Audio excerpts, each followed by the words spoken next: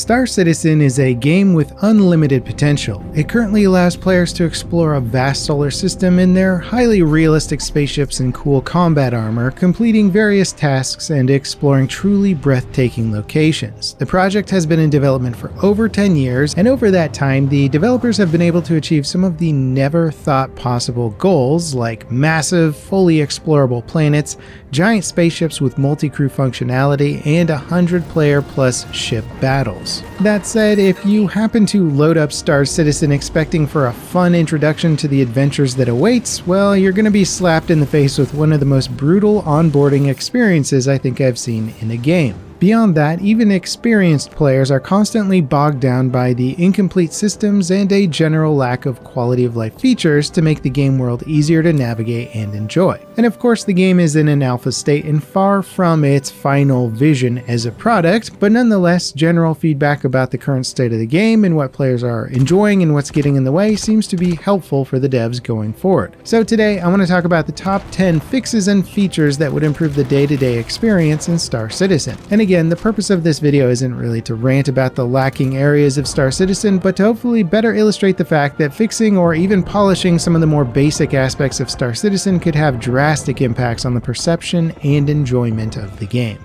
So first things first, item number 1 on the list shouldn't surprise anyone. It's one of the most lacking aspects of Star Citizen right now, and it's the navigational map and quantum jump waypoint system. Navigating around the verse is still one of the buggier and more inefficient aspects of the game, and its use is required to accomplish basically everything in the game. From the hard-to-navigate holographic menu on Mobiglass, the lack of search functionality, and occasional inability to select jump points, there is very little about the system that actually works. Combine that with the second phase of travel, which is quantum jumping, often being unable to target the required system, lacking direct jump options to space stations, and just generally bugging out and not working as intended, and you have a situation where just about every experience in Star Citizen starts off with running you through one of the worst and more unrefined aspects of the game. CIG has stated that an overhaul to the system is in the works, and I think everyone would agree that it can't come soon enough. Now, the second thing in this game that's in dire need of an upgrade is the inventory system. As one of the newer additions to the game, it's understandable why it's still in its infancy regarding the overall functionality, but at the same time, player and ship inventory has become an important aspect of the day-to-day experience that is needed to function as best as possible and should be a top-tier priority when it comes to improving the player experience. Currently, the system lacks good stacking functionality, group moving of items, take all options, move all options, auto sorting, cumbersome swapping of gear and items, extremely laggy interactions, a lack of trading items from one player to another, and the lack of shared ship inventory leaves players fighting this system much more than enjoying it. The third item on this list is a bit more complex, but nonetheless a core aspect of Star Citizen's experience, and that's the general heads-up display and Mobiglass interactions. Laggy, inefficient, and confusing are some of the top ways I would describe this experience. And considering that the heads-up display, Mobiglass, and terminals are the main way of interacting with the universe, the efficiency of these systems should be massively streamlined. Mobiglass, for example, displays some of the least useful information on the main page, making the most needed information like mission management and the community panel extra clicks away. Not to mention simple things like the contract panel just isn't efficiently laid out, requiring multiple clicks to find what missions you've actually accepted and stuff like that. Ship and shop terminals also have lots of annoying functionality, with shop terminals defaulting your delivery location to your backpack, and the ship terminals lacking filters and better management tabs, such as a claim all feature, sorting ships by what the current station has first, and being able to differentiate between 2 or more of the same ship type. Now, the heads-up display notification system, which appears toward the top center of the screen, is easily missable when a notification appears, and it doesn't allow for listing of notifications, and the off-to-the-left chat window also encroaches on most UI interactions, making menus hard to read. There just seems to be so much room for basic quality of life improvements with Star Citizen's UI that it feels like it should just be one of the main focuses right now, aside from, the back-end core technology. Now, item number 4 on this list kind of runs in the similar vein of UI, and that's having a functional in-game org system and generally more features for group and friend management. Star Citizen is being built on a game that will focus on high-level coordination and teamwork, yet the tools for playing with friends are woefully lacking and buggy. Org management is basically non-existent in the game, and despite Star Citizen having very few game loops built for large player groups, there's still plenty of desire to play with friends and group up for activities. The party system is barely functional, especially at scale, and the UI surrounding it is pretty painful to deal with. Like trying to quantum jump to a location where group members are will often mess up and not allow you to jump simply due to UI markers getting in the way of just selecting your jump point. Item number 5 on the list is a refined Crimestat system. CIG recently mentioned boosting guard presence at the security post Correa, which will inevitably make it harder to hack away your crime stats. And while I'm all for making the life of crime more challenging and punishing, the fact that the game is still punishing so many accidental or straight up not your fault situations as being criminal needs to be refined before increasing the punishment of those actions. Currently, the ways to get crime stats in the game are buggy and super punishing, especially towards new players. NPC ships can crash into you, giving you a crime stat. Accidentally colliding with a space station can issue you a crime stat. Bumping another ship can result in a crime stat. Accidentally tagging a non-marked friendly NPC in a firefight mission will give you a crime stat. Missile locking an NPC by accident will give you a crime stat. Shooting a player marked as a hostile can give you a crime stat if their marker seems to turn blue for whatever reason due to UI bugs. Defending yourself against an attack from another player and winning that fight can give you a crime stat. Honestly, this list will go on and on and on, and it needs a massive refinement so that players trying not to be criminals don't accidentally end up becoming criminals.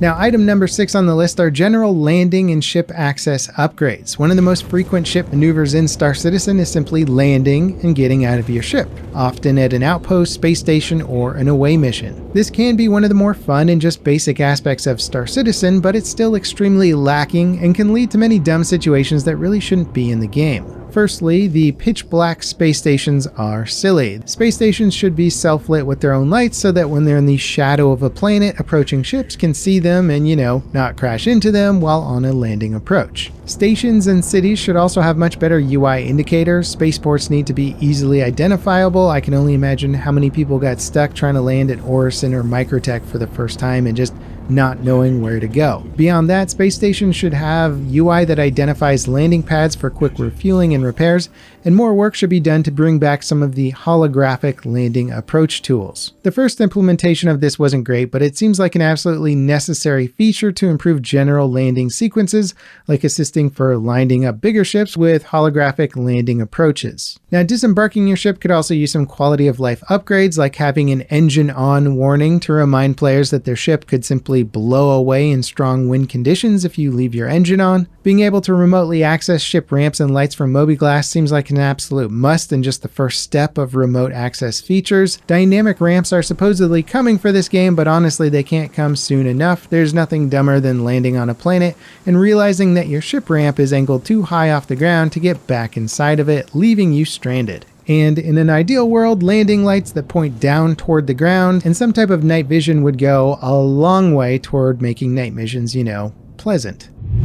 Item number 7 on this list is about reducing the busy work of the respawn process. Now, the game's long-term goal of a harsh life and death system should lead to an intense and rewarding gameplay experience of tough decisions and intense combat. I'm all for it. Having played a lot of EVE Online, I know just how valuable it can be to have a really punishing life and death system. However, in the meantime, especially while the game is insanely buggy, causing tons of unwanted deaths, it'd be nice to give players some sort of basics upon waking up in the hospital or just getting out of prison. So much of this game seems to be massively improved while using things like a multi-tool, but getting access to one isn't always an option depending on where you spawn, or it can be a long and annoying errand that you have to run before you get back into the gameplay. Giving players some basic respawn gear beyond just the spacesuit would go a long way toward minimizing busy work and increasing actual gameplay, teamwork, and having fun. Respawning with access to a multi-tool with tractor beam, mining attachment, and medical medical attachment would be an awesome gift of just saying, hey, you're ready to be a useful crew member right off the bat. And personally, I would even suggest going a step beyond by offering maybe a light piece of chest armor with a bottle of water and single food bar stored within it would just be a nice way to say, hey, enjoy your time out in the verse. Don't worry about running tons of errands before you can get back to the gameplay.